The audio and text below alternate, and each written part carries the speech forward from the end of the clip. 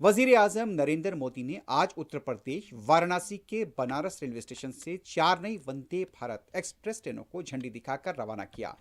ये नई ट्रेनें बनारस खजुराहो, लखनऊ, सहारनपुर, फिरोजपुर, दिल्ली और एर्नाकुलम, बेंगलुरु रूट पर चलाई जाएंगी। इस मौके पर खिताब करते हुए वजीर-ए-आजम नरेंद्र मोदी ने कहा, इन ट्रेनों के आगाज से मुल्क में वंदे भारत ट्रेनों की तादाद 160 तक पहुंच गई है। आज की ट्रेनों का आगाज तहजीब और अकीदे को जोड़ने का काम करता है।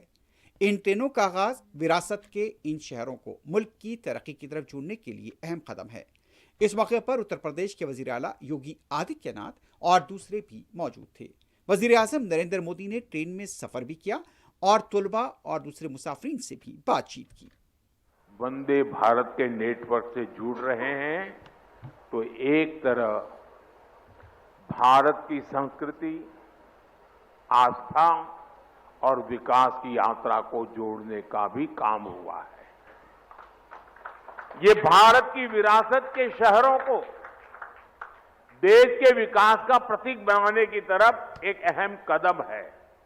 साथियों, इन यात्राओं का एक आर्थिक पहलू भी होता है जिसकी उतनी चर्चा नहीं होती। बीते 11 वर्षों में यूपी में हुए विकास कार्यों ने तीर्थाटन को एक नए स्तर पर पहुंचा दिया है।